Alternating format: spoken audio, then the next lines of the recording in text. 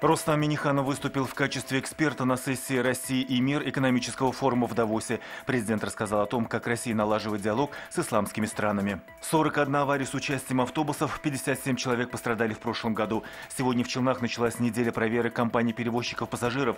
Проверка документов, техническое состояние автобусов и качество междугородних и внутригородских перевозок. Все на контроле автоинспекторов. Они соберут память по фотографиям со всей страны. В России стартовала акция к 75-й годовщине победы в Великой Отечественной войне.